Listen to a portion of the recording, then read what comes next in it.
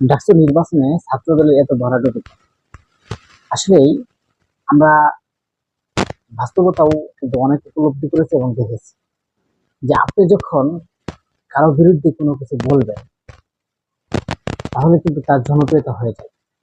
কিন্তু বাংলাদেশের মানুষ এখন বুঝে যাচ্ছে, বাংলাদেশের মানুষ এখন বোঝে যে তারা যে একটা কথা বলেছিল না, যে বিএনপির এত শাখা প্রশাখা, এমপি মন্ত্রী, সব সব জায়গায় নেতাকর্মীর অভাব নাই, জায়গায় জায়গায় নেতাকর্মী, এমপি মন্ত্রী হওয়ার মতো যোগ্যতা অনেক নেতাকর্মী ভাবতেছে। কিন্তু আসলে কেউ মাঠে টিকে আছে, কেউ কি জনগণের সাথে মিশতেছে এবং জনগণের সাথে কেউ থাকতেছে না। তারা তারা ভাবছে যে আমরাই তো ক্ষমতায় যাবো, আমরাই সব।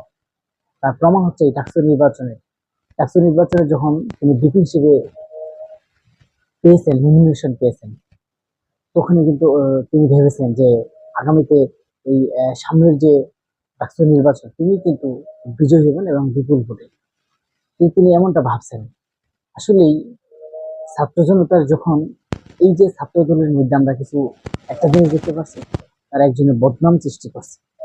যেমন শিবির রাজাকার, শিবির আওয়ামী লীগ এবং শিবির অনেক আম, তারা দেশের জন্য ভালো না, মানে বহুত কিছু বলছে। তারা এই দেশে ক্যাম্পাসে থাকতে পারে না, তাদের রাজনীতি সংগঠন বিভিন্ন কিছু নিয়ে আলোচনা করেছে। এর জন্যই কিন্তু আমরা দেখছি যে তার জনপ্রিয়তা রয়েছে, তার জনপ্রিয়তা বেড়ে গেছে। মানুষ এখন বুঝে এক সময় যে ছাত্রলীগ যারা ছিল, ছাত্রলীগের করে যে বাংলাদেশের মানুষের উপর যে নির্যাতন করতো, সেম টু সেম তারা ভাবছে যে ছাত্রদল এরকম করতে পারে, যেই কারণে এই নেয়।